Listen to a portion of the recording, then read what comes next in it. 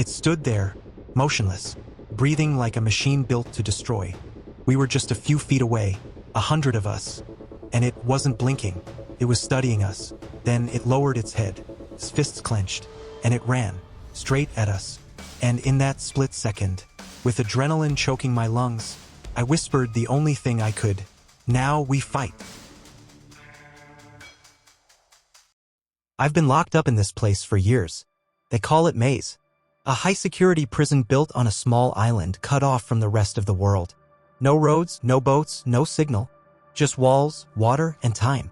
Everyone here is either serving a life sentence or stuck here with no end in sight. People who did things the outside world couldn't ignore. And somehow, I ended up among them. This morning, something strange happened. Some guards came into the building. Not for a head count, not for discipline.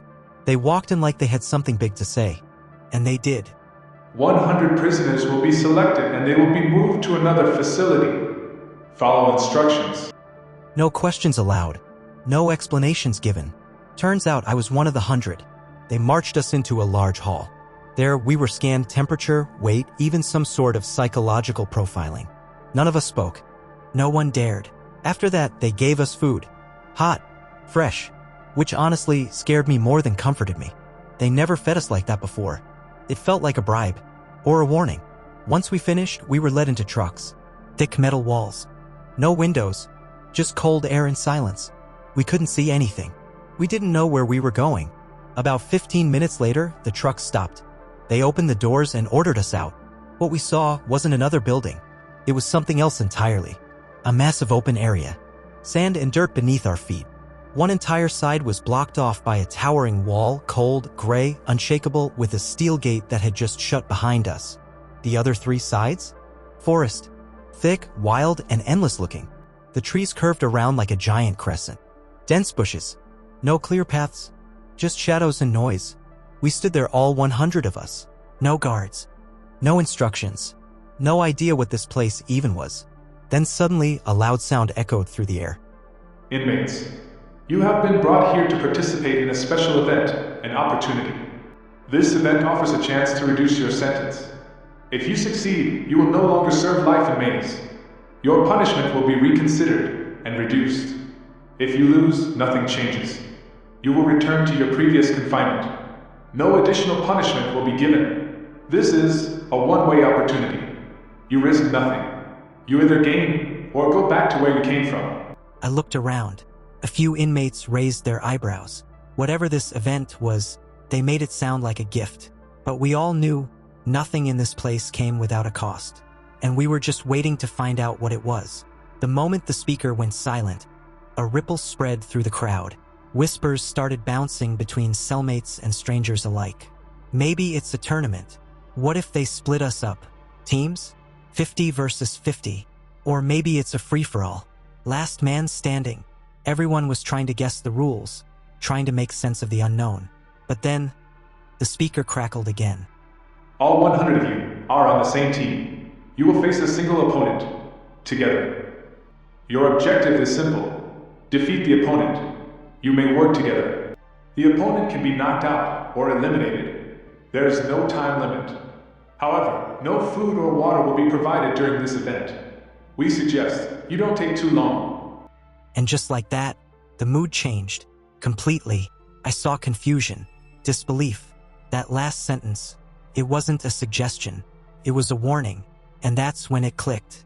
When they checked our temperatures, our weight, our reflexes, every single one of us evaluated. Like animals before the ring. And the food, that one hot meal they gave us before the trucks arrived. That wasn't kindness. That was fuel. They wanted us at our peak. Healthy, ready, so we could survive what was coming. Or at least last long enough to make it interesting. Because if all 100 of us were up against one opponent, then that opponent wasn't normal. We were buzzing. All of us. For the first time since we entered this prison, we had hope. 100 men. One opponent. That felt like good odds. We stood shoulder to shoulder, packed tight near the center of that sandy ground. Some of the bold ones even stepped forward, right up front. Like they were ready to lead the charge. Let it come. We'll drop it together. One beast can't stop all of us. Whoever it is, It's dead. But then, the gate in the concrete wall creaked. A slow, deep mechanical grind, and the metal began to pull open. First came the smoke, then dust. Thick clouds spilling into the arena like something ancient was crawling out. We watched silent, tense. The laughter faded, and then we saw it. A silhouette, massive, motionless, rising through the fog like a nightmare with a heartbeat. Broad chest, thick limbs, muscles like steel cables stretched over armor. Its glowing red eyes pierced through the haze, locked on us like it was scanning prey. It didn't move, not at first. It just stood there about 100 feet away, staring at us like we were nothing. And in that one moment, everything changed. The front row, the same ones who swore they'd go first, slowly stepped back. Maybe someone else should start. We'll flank it from the sides, yeah? No one stepped forward, just murmurs, shuffling feet, tension climbing like a scream being swallowed. We kept telling ourselves, we're a team, we've got this. But the truth? No one wanted to be the first to face that thing. Then it moved. One beat of its chest like a war drum, then another, and then it charged. Full speed, sudden silence. I froze. So did half the group. But the front line? They broke instantly. Some ran sideways, some backwards, some just stood there, too scared to move. It leapt, landed in the middle like a bomb. Then chaos. I saw prisoners flying, tossed like ragdolls. Some hit the ground and didn't get up. It swung with full force. Fists, legs, that massive body crashing through men like nothing. It wasn't fighting. It was demolishing. I was just a few feet away. I watched it all, frozen. And then reality snapped back. Nobody was going to fight it. There was no plan, just panic. And if I didn't move, I'd be next. I turned and sprinted straight into the forest with everyone else. Branches whipped across our faces. Leaves cracked under our feet. Some fell. Some didn't get up. I didn't look back.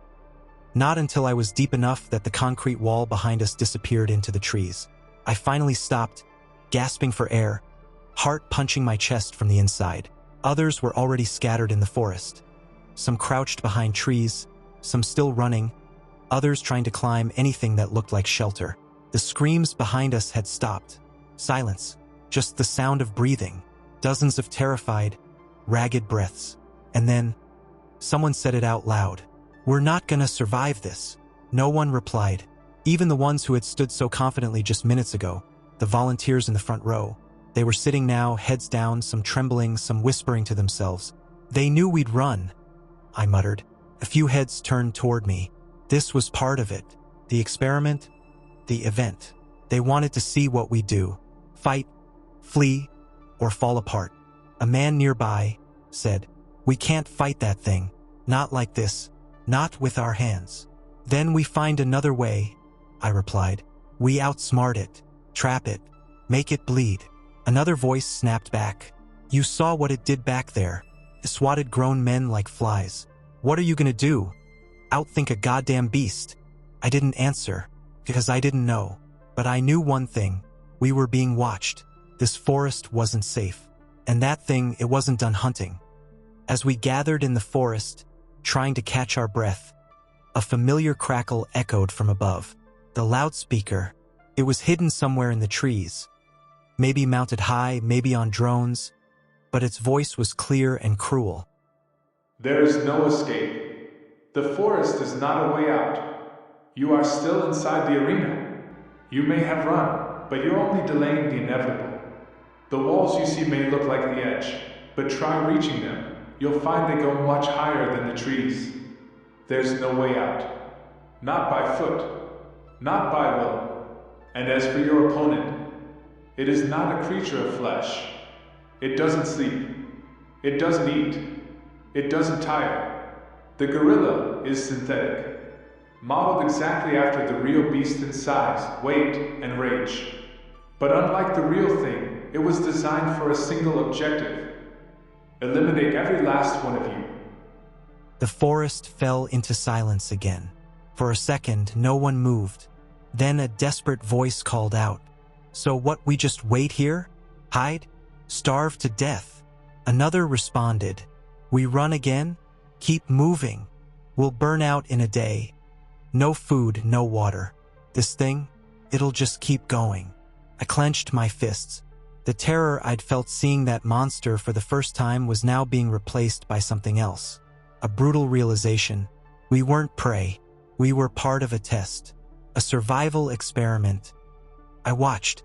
One prisoner, brave or stupid, charged with a sharpened stick. The gorilla didn't flinch. Its head turned, eyes glowing for a second, and it moved faster than any living thing should. The man was crushed before anyone could blink. It wasn't just strength. That thing saw us, tracked us. Its eyes weren't eyes, they were sensors. Motion, heat, shape. A group of 5 prisoners hides under thick foliage. Silent, still. The gorilla walks past them, doesn't react. A leaf falls. One prisoner flinches. The gorilla snaps its head and charges. So that was it. No sound, no movement, no mercy. No matter how many we were, if it saw us, we were done. The forest narrowed here. Thick trunks, high branches, enough cover, enough height, enough chance. I'll lure it here. You, those who can climb, get to the trees. Wait for my signal. Don't move unless I call out. And don't trust anyone else to do it. I'll be the bait. No one argued. I stepped out into the open. Alone. Let it see me. A low metallic growl. The ground trembled. It had locked on. I turned and ran. Not fast, just enough to keep it coming. Branches snapped behind me. The trees shook. But I made it. Just in time. I dove beneath thick roots, too tight for the beast to follow. It reached the choke point. Stones, sand, bark, everything rained down. The sensors flared, then dimmed. It roared, blindly swinging. Trees shattered. One branch hit a prisoner, he slipped, fell. I screamed, but it was too late. The others followed, slipping from broken limbs. They didn't stand a chance. Can't stop now. Grab the branches. Use them. From behind cover, survivors lifted fallen limbs of shattered trees and hurled them toward the beast. Some got lodged in its joints. Others slammed into its body, slowing its movements. But it wasn't enough. The gorilla turned again, swiping blindly. I picked up a thick, sharp log, splintered from the chaos. Not to throw, to end it.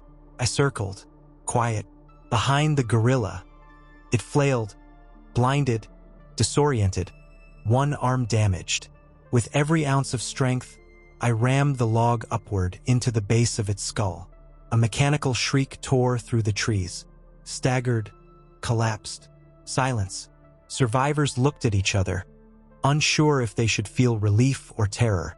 Then, the speaker buzzed to life again. Violation.